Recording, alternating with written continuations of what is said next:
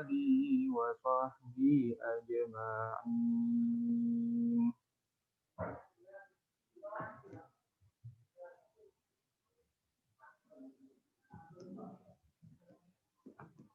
Selanjutnya kajian akan disampaikan oleh Gus Alek. Untuk Gus Alek dipersilahkan.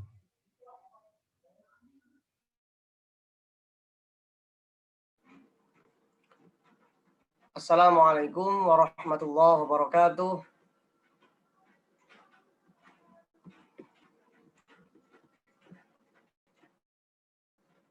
Sudah dengar suara saya, Mas Ki? Sudah, Gus. Iya, kedengeran, Bu. Siap. Calvi. Ya alhamdulillah wassalatu wassalamu ala Rasulillah sayyidina maulana Muhammad ibn Abdillah la haula wala quwwata illa billah. Qala rabbi shrah li sadri wa yassir li amri wa hlul 'uqdatam min lisani yafqahu qawli. Amma ba'd. Teman-teman Matan Uin Sunan Ampel yang saya hormati, saya banggakan. Alhamdulillah pada sore hari ini yang insya Allah penuh berkah, kita masih bisa menjaga istiqomah, yaitu dalam rangka melakukan kungku sufi. Walaupun jumlah yang hadir itu minor, tapi saya sedikit memberikan bocoran, walaupun bocoran itu sebenarnya sudah ada waktu di majalah Aula, tulisan saya kok teringat Safira itu ngomong, kalau Safira itu mau Safira itu punya ngelola websitenya NU Jatim itu. Akhirnya saya bilang, Safira, saya punya tulisan, bisa nggak di-share ini?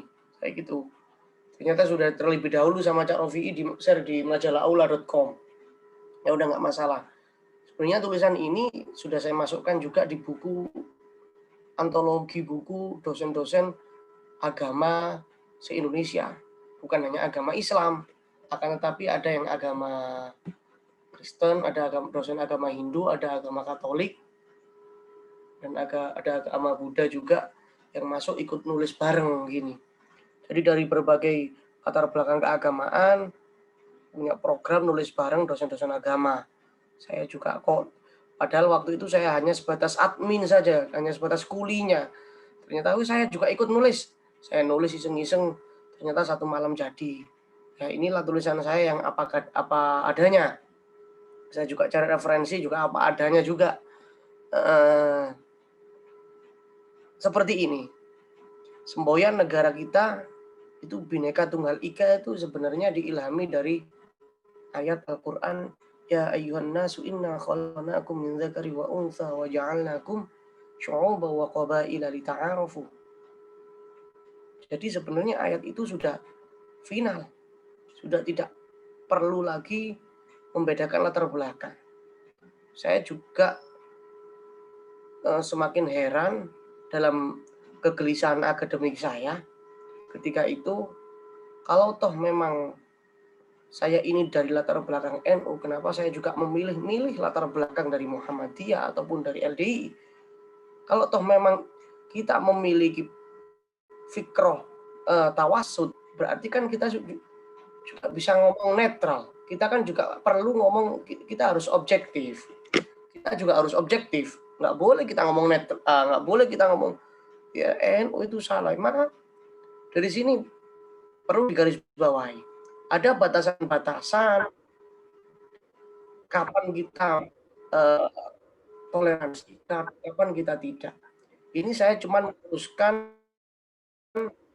dari pengajian saya dulu bersama guru saya, Ustadz Ahmad Muntaha, waktu saya kuliah S1, yang mana saya kemas dari tulisan ini. Kita berangkat dari Indonesia. Sebenarnya orang yang paling toleransi idealnya adalah orang Indonesia. Kalau orang Indonesia itu intoleran, sekali lagi ya, kalau orang Indonesia itu intoleran, maka Indonesia ini adalah negara yang paling gagal dari negara Timur Tengah yang hari ini sedang dijajah atau karena. Saya ngomong seperti itu kenapa? Ingat, Allah memberikan berbagai macam khazanah, ras, suku, budaya, bahasa di Indonesia. Dalam rangka untuk dita'awuzu sebagaimana ayat yang saya mulai tadi. Indonesia merumuskan Pancasila ketika diungkapkan oleh Bapak Muhammad Hatta, founding father, menjelaskan ada dua fundamental yang ada di dalam Pancasila. Yang pertama ada fundamental moral, yang kedua adalah asas ketuhanan. Dan ini pernah diteruskan oleh Profesor Kiai Haji Ma'ruf Amin. Indonesia ini berdiri bukan karena Islamnya, akan tapi karena asas ketuhanan. Kalau toh asas ketuhanan sudah tuntas, setiap umat beragama itu mempelajari kemurnian agamanya masing-masing, berarti kita tidak perlu membahasnya. Karena itu urusan comfortable personal, urusan kenyamanan seseorang. Dan kalau toh orang itu sudah nyaman dengan agamanya, nyaman dengan sektenya, ya sudah selesai. Yang penting tidak mengganggu, yang penting tidak mengusik, yang penting tidak saling mengkafirkan, yang penting tidak saling salah menyalahkan. Bahkan di sosial media, yang kita harapkan adalah kedamaian. Maka fundamental moral lah yang menjadi media di situ. Oke, ketika saya punya anak di rumah, kalau saya menjadi orang yang paling toleransi di luar, maka kalian semuanya menjadi orang yang paling toleransi di dalam rumah tangga. Bisa berabad. Bayangkan ketika di rumah tangga didasari atas toleransi, bahkan agama pun dibebaskan. Bisa-bisa keluarga Bhinneka Tunggal Ika, Pak. Makanya Bhinneka Tunggal Ika itu dalam rangka memunculkan nilai-nilai kearifan budaya internal, nilai-nilai memunculkan nilai-nilai budaya agama, memunculkan nilai-nilai budaya sosial baik dari sukunya hingga dalam rumah tangganya. Maka perlu ada namanya penguatan. Sebagaimana tulisan saya yang ada di sini, pola pendidikan toleransi dalam rumah tangga. Ingat, kullu mauludin yuladu 'alal fitrah fa inna bawaihi aw yuhawidanihi aw yumajjisanihi aw yunassiranihi, kan hadisnya itu kurang lebih. Saya juga bukan orang ahli hadis. Setiap manusia itu punya fitrah sendiri-sendiri. Kalian nggak bisa disamakan cara suluknya. Orang ketika ingin menuju kepada Tuhan, orang itu ingin menjadi salikin, maka jalan itu berbeda-beda. Orang saya ke Surabaya dengan inti ke Surabaya saja beda. Aznin ke Surabaya dengan saya ke Surabaya beda. Lupa Alek ke Surabaya naik apa? Ya nggak pakai naik, saya udah di Surabaya. Kalau Aznin gimana kalau ke Surabaya? Saya juga di kos-kosan, Pak, nggak pakai. Ini kan suluknya kan sama. Jadi nggak pakai naik udah di Surabaya. Kalau Aznin di Sidoarjo mungkin bisa naik BMW. Mungkin Aznin bisa naik motor. Dan itu nggak boleh menyalahkan. Nah, itu hal yang sensitif. Bayangkan ketika Aznin kayak mau ganteng doang, jemput cewek depan naik motor super. Nah, ini kan namanya menurunkan harkat dan martabat, mencemarkan nama baik. Maka ini perlu kita bahas beberapa faktor yang ada di dalam rumah tangga yang menjadi potensi pembentukan kepribadian anak agar menjadi anak yang lebih toleran, cerdas dalam toleransi. Itu sebenarnya ada dua. Yang pertama faktor internal, yang faktor eksternal. Saya katakan faktor internal karena di situ ada faktor genetika. Dua jatuh tak jauh dari pohonnya itu pasti. Ada salah satu tokoh NU, saya tidak menyebutkan orangnya. Dia lebih membanggakan orang lain, dia lebih membanggakan kiainya, dia lebih membanggakan guru-gurunya, tapi saya tidak pernah melihat bagaimana dia membanggakan orang tuanya. itu benar atau salah. Kalian bisa menilai sendiri. Sebenarnya yang diutamakan guru atau orang tua. Maka ketika orang tua mengatakan kamu ikut siapa, kamu diajarin siapa, itu keliru, Mas. Saya katakan keliru, kenapa? Karena buah jatuh tak jauh dari pohonnya, maka faktor genetik fa inna abawaihi yang diperkuat lagi ketika dia kecil oleh orang tuanya itu menjadi faktor eksternal yang menjadi dominasi, sehingga faktor eksternal pun perlu ada pengawasan, perlu ada filtrasi atau seleksi, perlu yang namanya pembubuhan nilai-nilai, pendampingan, seperti memilih sekolah, lingkungan bermain, lingkungan keluarganya. Ya kalau lingkungan keluarganya mendukung, bayangkan ketika lingkungan keluarganya nggak mendukung.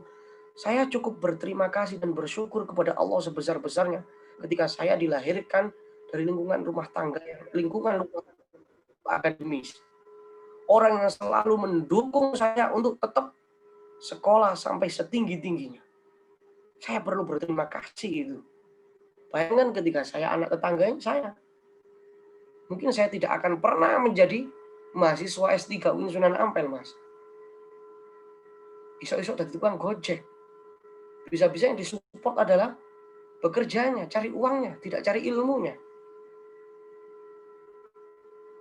Tapi itu pilihan.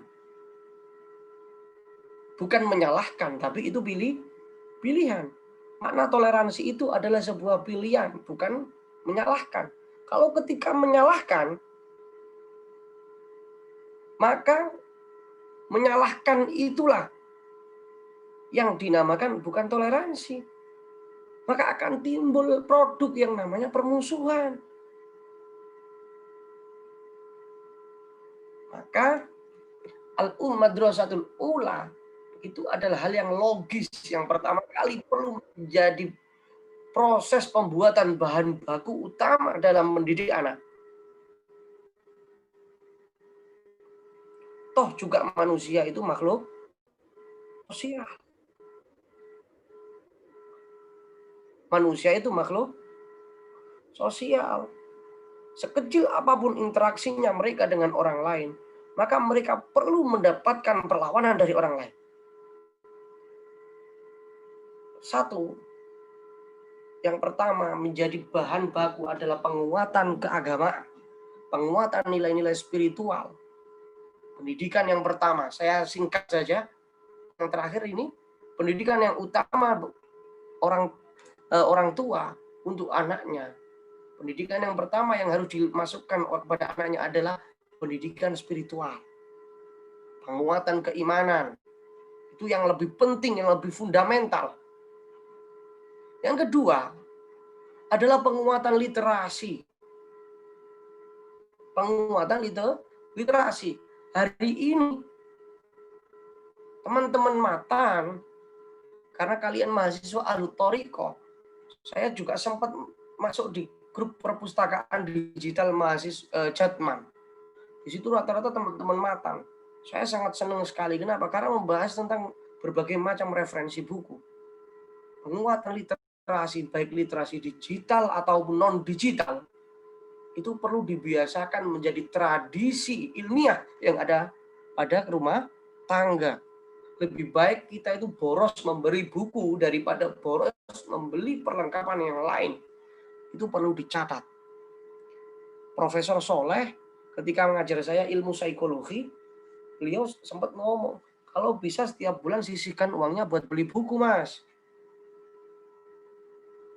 Kalau buku habis, nggak tahu mau beli apa, ya buku yang ada di mana itu yang nggak pernah ada di rumahmu kamu beli. Saya juga sempat pikir, ini semua buku yang ada di Togamas Margorjo dekat rumah saya sudah habis. Saya beli. Di Togamas itu makanya di rumah saya, kalau sampai di rumah saya pasti banyak rak buku. Buku di mana? Di Darmo, Togamas juga habis. Gramedia juga bukunya gitu-gitu. Saya coba beli di mana? Akhirnya saya kehabisan akal, saya beli resep masak itu, buku resep masak. Nggak apa-apa, yang penting beli buku. Ini toriko saya yang diijazahi oleh Prof. Soleh. Saya juga gini heran. Ternyata hari ini saya tidak membutuhkan buku itu, tapi ke depan saya akan butuh. Hari ini ibu saya bingung mau masak apa. Ternyata buku yang saya beli, ibu saya, adik saya juga memakainya. Dan masakannya juga enak. Ini kan manfaat. Maka sebenarnya khairun nas anfa'uhum linnas itu adalah sebuah produk toleransi. Salah satu dari banyak produk toleransi.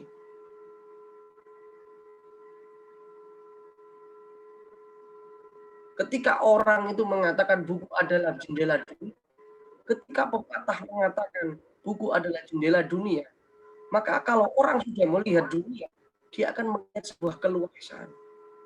Tidak kesempitan, bukan keluasan dalam berpandang. Ketika Mas Ari punya pandangan pikiran yang luas, melihat berbagai macam kelompok atau sekte apapun, bahkan melihat seorang Rocky Gerung, Mas Ari akan lebih mencintainya. Ingat, kalian adalah mahasiswa Alut Poriko. Yang dianut adalah para ulama sufi lebih utama. Coba kita lihat tokoh sufi Rabi'atul Adawiyah. Setan itu bagaimana nggak menjengkelkan. Akan tetapi Rabi'atul Adawiyah mencintainya. Karena sebab apa? Karena sebab setan juga ciptaannya Allah. Dan tidak mungkin Allah menciptakan hal yang buruk di dunia. Itu model husnudzon billahnya Rabi'ah kepada Allah. Sudah kelas tinggi. Sedangkan kita masih ada sebagian saudara-saudara kita yang perlu kita menjadi agent of change di dalam Nahdlatul Ulama untuk meluruskan, tidak saling menyalahkan. Kalau untuk teman-teman Matan saja udah selesai, nggak perlu dibahas lagi karena saya tidak pernah melihat berita-berita Matan itu punya masalah, nggak pernah. Tapi kalau sudah menyangkut organisasi atau banom yang lain, sudah wallahu a'lam bishawab, saya nggak tahu. Takut nanti ke media kalau saya ngomong. Itu. Jadi ingat, hidup itu bergantung dengan orang lain. Manusia itu adalah makhluk sosial. Seseorang menurut Talcott Parsons dalam teori tindakannya, seseorang itu ketika bertindak, seseorang itu ketika melakukan tindakan, itu karena sebab keadaan sosial, karena sebab keadaan pribadinya. Maka ketika kita tidak bisa kontrol diri, ketika anak kita masih saja dalam menyalahkan orang lain, berarti yang disalahkan adalah orang tuanya. Kenapa anak kita tidak kita biasakan untuk membaca agar dia semakin menjadi orang yang lapang dada, ngaji, kan gitu. Bahasanya NU itu kan cuma ngaji selesai. Kenapa? Agar semakin awas diri.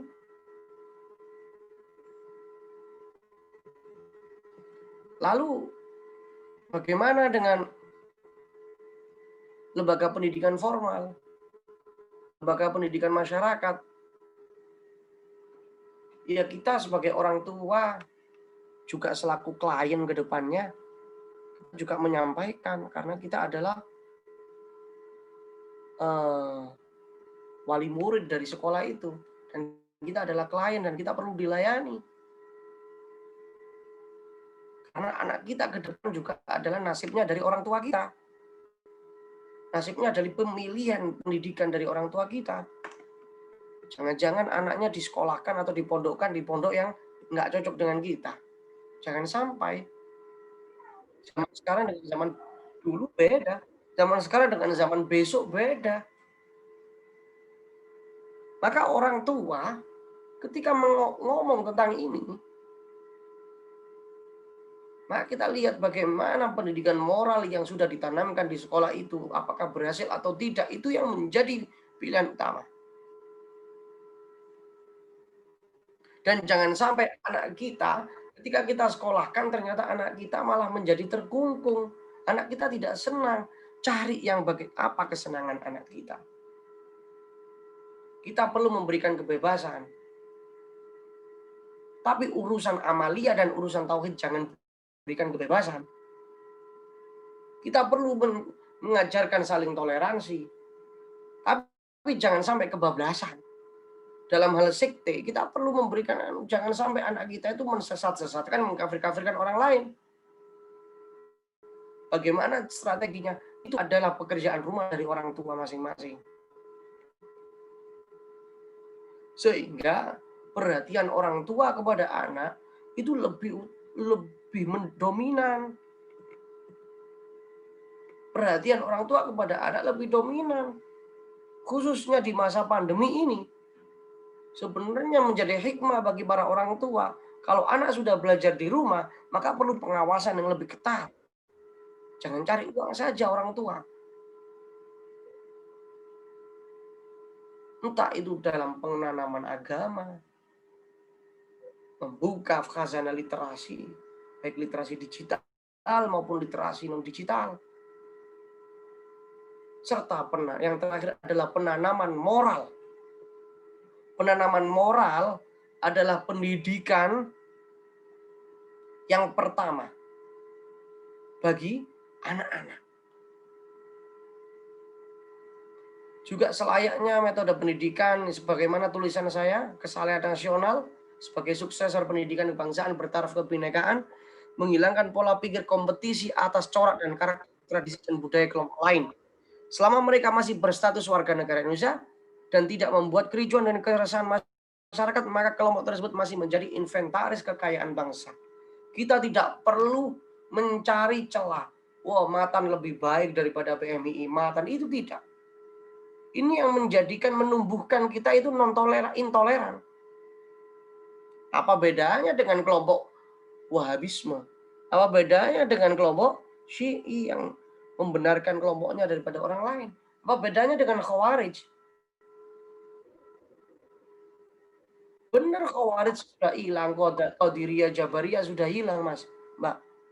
Tapi bagaimana ketika karakter-karakter itu masih melekat? Karena Khawarij itu karakternya intoleran.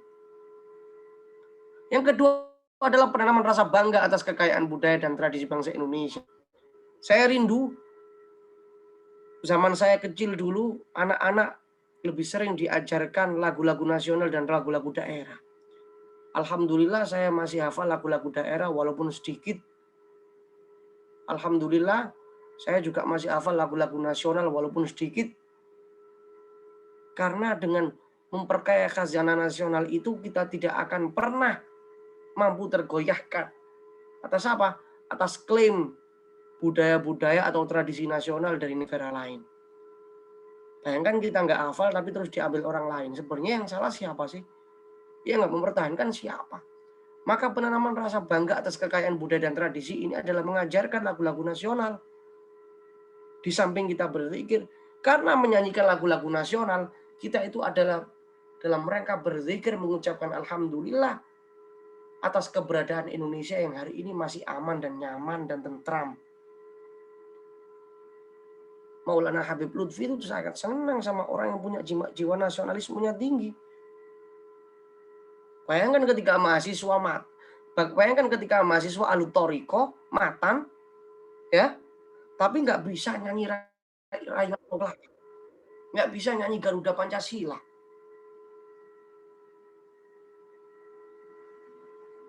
Saya saja sholawat Torikiyah masih baca.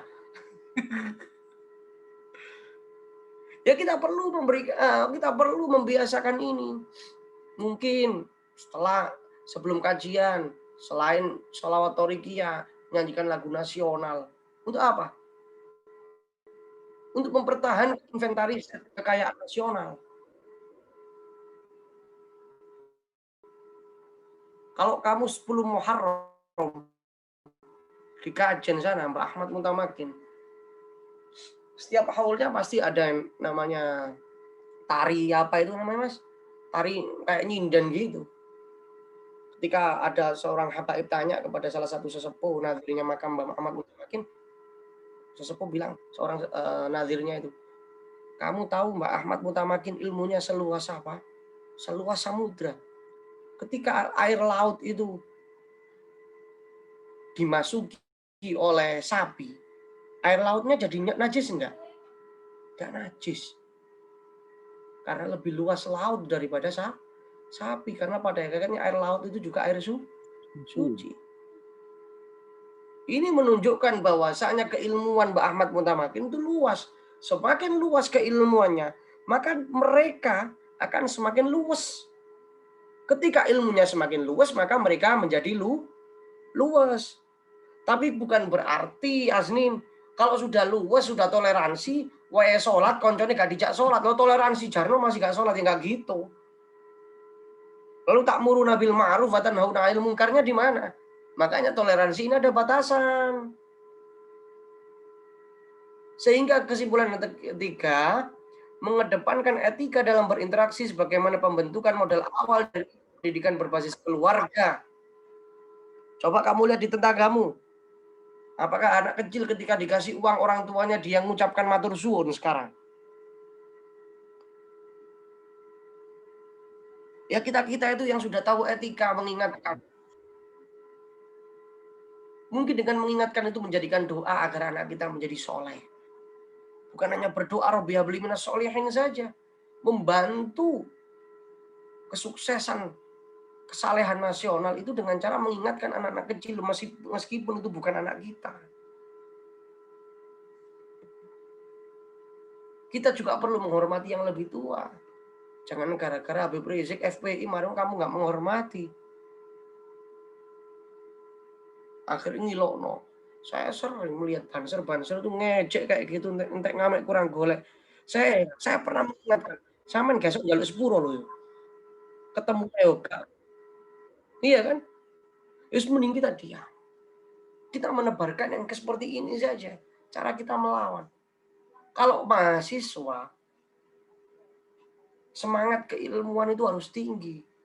Bukan melawannya dengan aksi saja. Masa kamu kalah sama Imam Al-Ghazali? Imam Al-Ghazali itu bikin tahafudul falasifah karena nggak sepakat sama konsep filsafatnya para filsuf Barat. Sehingga apa? Ibnu Rushd itu menyangkalnya bukan dengan statement atau status IG kok. Feed IG enggak juga dengan dinding Facebook enggak itu enggak kayak gitu. Dengan cara apa? Bukan Ibnu Rushd juga enggak pernah bikin status Twitter juga untuk membantai Imam Al-Ghazali. Tapi bikin buku sendiri, bikin kitab tahafud. Iya kan? Ini menunjukkan semangat keilmuannya tinggi. Kalau nggak sepakat, bikin buku. Bilang. Mari kita mulai. Dengan saya menunjukkan ini, Mas Rizky, terus Mas Alvin, saya menunjukkan ini. Ya kita juga harus memulai dengan itu karena semangat mahasiswa itu adalah semangat tradisi ilmiah. Maka kecerdasan digital dalam sistem kecerdasan nasional itu juga penting. Mereka juga harus kita ajarkan bagaimana mereka itu peduli, bukan acuh. Kalau mereka itu lebih sering main game, Mas, itu yang menjadi acuh. Nggak mau tahu dengan lingkungan sekitar. Tapi bayangkan ketika mereka itu cerdas dalam mengoperasikan gadget. Waktunya sholat, waktunya belajar, waktunya nge-game, waktunya main PUBG, itu lebih enak. Maka sebenarnya pendidikan pranatal yang harus dilakukan oleh ibu-ibu. Ini coba tekankan. Ini jadikan satu video saja. Kamu rekam kan ini jadikan satu video saja. Orang Eropa ketika ibu-ibu itu hamil, maka dikasih PR Pak sama suaminya untuk ngerjakan soal matematika biar apa? Anaknya cerdas di dalam. Kalau orang Indonesia nyidam pencit. Maka ini saya berikan contoh di daerah Sleman insya Allah ya. Ibu-ibu PKK yang dalam keadaan hamil ataupun tidak hamil punya tradisi ilmiah sendiri, membentuk FGD, memecahkan masalah, belajar lagi dalam kelas, dalam kesempatan arisan PKK, di sela waktunya dia juga berdiskusi dengan beberapa persoalan. Ini yang menjadikan ibu-ibu PKK itu bisa membentuk cabang bayinya itu baik. Cabang bayi yang cerdas. Pola pikirnya kayak orang Eropa. Nah, sekarang itu ibu-ibu hamil di sini tuh lebih senang menghabiskan uang senam ibu hamil, ngombe jamu, ngidam pencit. Bagaimana dengan kita yang mengharapkan anak kita itu menjadi anak yang cerdas, punya implikasi yang jelas ke depan. Iya kan? Sehingga perlu pendidikan prenatal, pasca natal, dan pendidikan itu keluarga baik informal, non formal maupun pendidikan formal perlu kita kawal mulai dari pemilihan jodoh, bukan menyalahkan kesalahan perempuan lain akhirnya bukan jodoh kita, bukan kriteria kita, bukan, karena apa, kita perlu harus mengembalikan lagi, itu adalah urusan takdir. Boleh selektif, tapi kita perlu kembalikan lagi. Kalau nggak jodoh ya sudah, itu takdir. Yang kedua, pendidikan pasca natal. Pendidikan pasca natal ketika anak bayi ceprok pasti membawa karakter orang tuanya, maka prenatal perlu dibenahi secara maksimal ketika hamil. Makanya orang Jawa itu ada tradisi 3 bulanan, 7 bulanan, neloni, mitoni kan gitu ketika hamil. Itu dalam rangka mendoakan secara spiritual. Akan tapi secara kognitif, intelijensi bagaimana? Kecerdasan intelijensi. Kalau kecerdasan spiritual sudah dibangun sejak lahir, maka perlu kita menambahkan kecerdasan intelijensi dan kecerdasan emosional. Ada loh bawaan bayi alasannya ambu bojone, gak gelem nyedek bojone. Jari ini gawanan bayi. Bayi gak tuh salah di salah no. Ini perlu dihilangkan tradisi-tradisi jahiliyah, mitologi, mitos-mitos gitu. Nah, kita perlu memberikan beberapa sentuhan-sentuhan husnudzon. Maka yang paling tinggi di dalam membentuk pribadi anak adalah keilmuan. Yang saya tekankan di sini adalah keilmuan. Sampai kamu selektif untuk memilih sekolah dan pesantren. Itu dalam rangka meneruskan tradisi keilmuan para ulama yang membawa estafet ke depannya adalah anak kita. Sehingga anak kita menjadi mahasiswa yang menjadi anak yang mudah kontrol diri, tidak terpengaruh, mempunyai jati diri, mempunyai kepribadian yang kuat. Ke depan mereka akan mempunyai wawasan yang luas dan ada implikasi dan progresi ke depannya. Mungkin itu saja dari saya. Kurang lebihnya mohon maaf. Assalamualaikum warahmatullahi wabarakatuh. Waalaikumsalam warahmatullahi wabarakatuh. Inilah luar biasa yang disampaikan oleh Mas Alex. Kali ini saya akan buka sesi pertanyaan. Monggo yang ingin bertanya.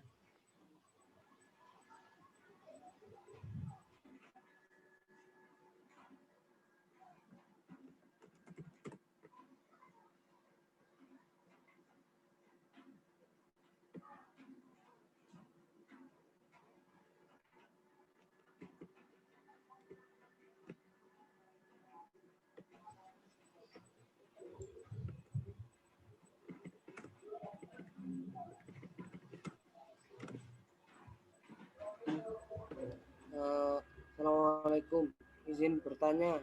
Iya. Waalaikumsalam. Salam. Oke. Sebelumnya,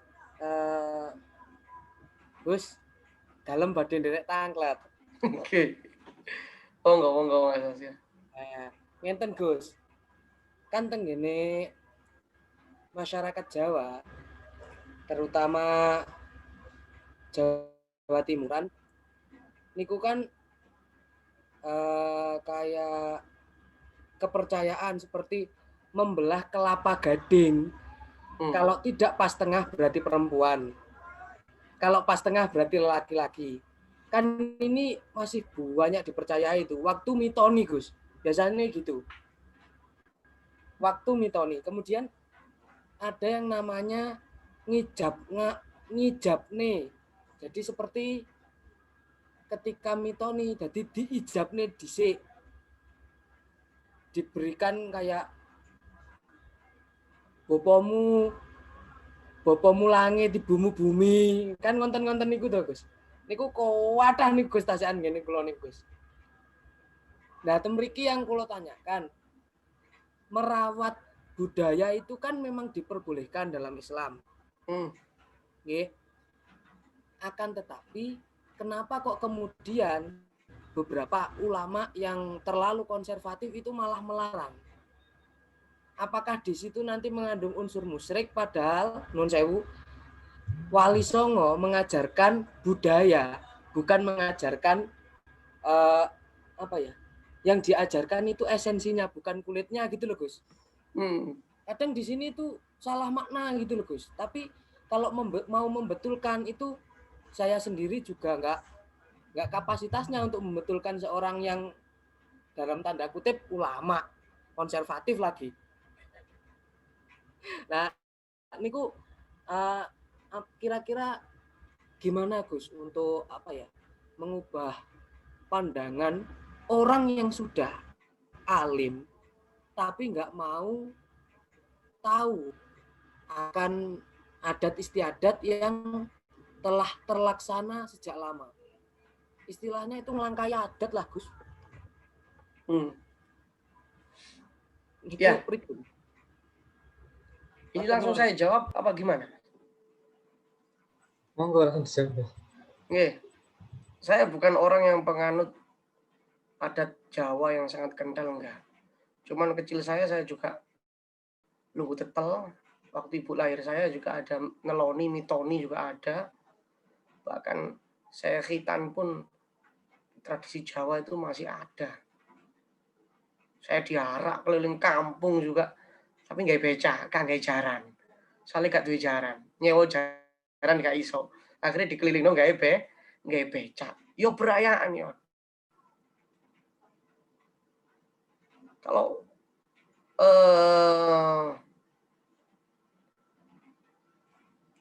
tradisi-tradisi itu dipertahankan itu bagus. Bagaimana Wali Songo mempertahankan.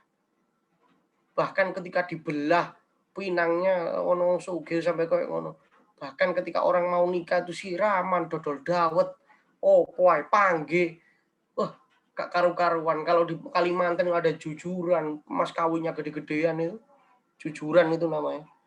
Itu dipertahankan.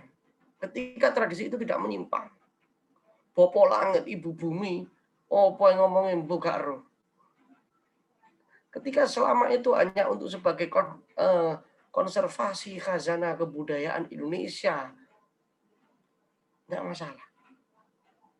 Cuman terkadang kalau sudah menyentuh urusan tauhid, ini kita di Jawa, kita ikut peraturan Jawa. Sebagaimana tulisan saya tadi di situ ada, menghormati yang lebih tua. Kalau masih ada orang tua, kita nggak usah ngomong. Ya nanti kalau udah meninggal dunia, Mas, udah selesai itu. Kalau udah meninggal dunia, udah selesai, nggak perlu dibahas lagi. Biarkan kalau sudah meninggal dunia. Kan bakal kita akan merubah lagi, baru membuat tradisi yang baru. Mungkin seperti itu Mas Azka. Jadi lagi-lagi yang dikedepankan kita adalah akhlak. Kita ikuti saja. Selama mereka melakukan upacara tradisi itu tidak keluar dari syariat Islam. Gimana, Mas? Nggih, Gus, nggih.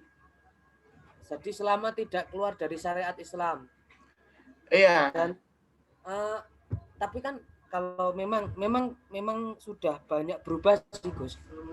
Sekarang itu juga kalau mitoni itu juga nggak hanya dibacakan semacam ujupan, tapi juga dibacakan surat Maryam, surat Yunus, Muhammad, kan seperti itu Gus kalau sekarang itu Gus. Benar. Tradisi yang dibawa oleh orang Hindu itu diakulturasi. Esensi dari ritual-ritual itu diganti menjadi amalia-amalia nuansa Islami. yang biasanya ngomong sinta nakal ngono-ngono, pong gitu-gitu diganti dengan baca surat Maryam, surat Muhammad. Tapi Mas Asga dulu waktu bayi dibacakan surat Maryam, surat Muhammad ya? Kalau katanya Bapak sama Mbah nggih, Gus, Tapi dibacakan. nggak Jadi dibaca. tetap esensinya itu ada, tapi dibaca. Ya, dibacakan kan ya? Alhamdulillah. Untung dibacakan. Soalnya memang dari Mbak Kung sendiri kan sudah mondok dari kecil. Jadi tetap ada jawanya tetap untuk menghormati orang sekitar rumah, untuk menghormati tetangga-tetangga. Tapi untuk esensinya dirubah, diganti kayak semacam pikiran gitu loh, Gus. Terus sama itu tadi baca surat. Good. Yang penting jangan sampai dibacakan surat jin gitu aja. Kasus nih ini. Iya, saya khawatir itu keliru baca. Gitu loh, saya khawatir keliru baca. Tiba-tiba surat jin. Ya kayak gitulah. Ini tadi ada dari dari Mas Dimas. Ini pertanyaan pertama turun kok. Ini Mas Ari apa saya yang membacakan, Mas? Saya aja, Gus. Oke. Dan ini ada pertanyaan dari Mas Dimas Ade Prayogo. Assalamualaikum, izin bertanya. Saat hamil tidak dibancai 3 bulan atau yang 7 bulannya, apakah masih bisa pintar? Orang luar negeri tidak dibancai pun bisa pintar. Gimana, Gus? Pertanyaan kedua. Apakah tradisi orang Jawa kalau ari-ari seorang bayi dikasih lampu dan dikasih kurungan, itu apakah tidak menyimpang dari syariat agama Islam? Monggo, Gus. Siap. Saat hamil nggak dibancai 3 bulan, orang Eropa itu nggak dibancai 7 bulan. Apakah bisa pintar? Gak pintar. Saya bilang orang Eropa nggak pintar. Gak pintar maca Yasin, gak pintar ngimami, gak pintar tadarusan, gak pintar tahlilan. Maca selawat torike gak pintar. Yang pintar mungkin orang-orang toriko yang ada di Eropa kayak Syekh Hisham Al-Kabani mungkin pintar, pasti pintar. Orang-orang ya kayak gitu. Cuman kita juga nggak pintar bagaimana tradisinya mereka. Kita nggak tahu. Kita tuh kadang ngomong wow loh, Mas. Ya, Mas Dimas ya. Coba kamu ke Singapura aja kemana.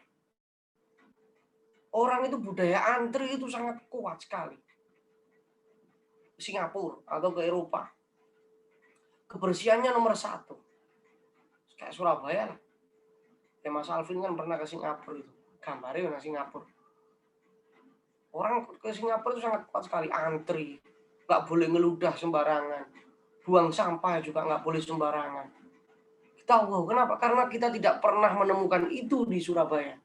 Kita tidak pernah menemukan itu di Indonesia. Tapi ketika orang Singapura, orang Eropa ke Indonesia, ada bancaan dengan kasih makanan sebegitu banyak. Bisa dikei mangan, mana dikei gawan, berkat. Orang Eropa juga bilang, wow. Maka tahoyurul ahkam itu bitahoyuri zaman wal makan. Sistem hukum adat istiadat itu karena apa? Karena perubahan zaman, waktu, karena perubahan tempat. Tapi orang Eropa itu bisa pintar sebagaimana yang tadi saya ngomongkan. Itu yang perlu kita tiru. Bukan bid'ah, bukan tradisinya kafir. Orang yang hamil, bener gak dibancai, tapi dikasih PR, suruh ngerjakan matematika. Dikasih buku, suruh baca, terus disuruh ngeresensi atau disuruh ngeresum. Apa mau kamu tega istrimu itu ketika hamil kamu kasih buku bacaan, suruh baca, nggak boleh handphonean. Baca ini novelnya Harry Potter. Baca ini bukunya Prof. Zahro. Baca ini bukunya Prof. Ahmad Muzaki. Baca ini bukunya Pak Masdar. Kamu coba ngeresum jurnal ilmiah yang ada di Google Scholar. Tega kamu kayak gitu. Orang Eropa sangat tega, itu tradisi hamilnya mereka. Coba ketika tradisi kita itu kecerdasan atau kepintaran secara spiritual sudah selesai karena dibancai 3 bulan 7 bulan. Secara spiritual selesai, Pak, Mas. Tapi secara intelijensi, secara emosional itu tergantung bagaimana pendidikan prenatal. Apakah pengaruh? Pengaruh meskipun sekian persen. Mungkin itu, Mas. Ari, pertanyaan dari Mas Dimas. Oh, Kak Teko. Terus pertanyaan yang kedua, apakah tradisi orang Jawa kalau hari-hari seorang bayi dikasih lampu dan dikasih kurangan itu Pak tidak menyimpang dari syariat agama Islam? Enggak menyimpang. Lebih enggak menyimpang lagi ketika hari-harinya bayimu nanti kamu masukkan ke dalam Pajero Sport. Itu sangat enggak menyimpang menurut saya. Nah, akan menjadi orang elit mungkin ya. Jadi lampunya Pajero saja yang dinyalakan. Nah, masalah. Apakah kamu tega ketika hari-harinya bayimu kamu masukkan sapi tank? Hari-harinya mbah saya itu digantungkan digantungkan di musola. Apa alasannya saya juga nggak tahu. Apakah bau, Pak? Bau banget. Siapa yang bilang nggak bau? Hari-hari. Oh, basi nih kok. Meskipun udah dicuci. Mungkin itu Mas Rizky. Mas Ari. Ya, monggo kalau ada yang masih ditanyakan lagi.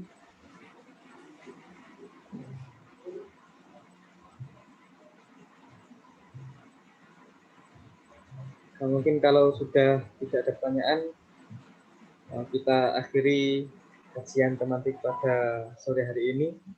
Semoga apa yang disampaikan oleh Gus Alek dapat bermanfaat bagi kita semua.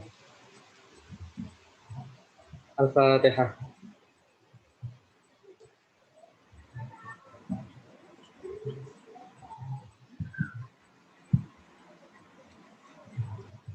Cukup sekian, kurang lebihnya mohon maaf. Assalamualaikum warahmatullahi wabarakatuh.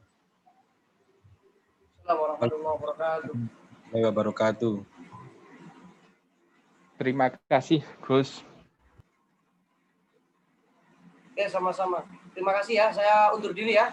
Assalamualaikum. Assalamualaikum warahmatullahi Wabarakatuh.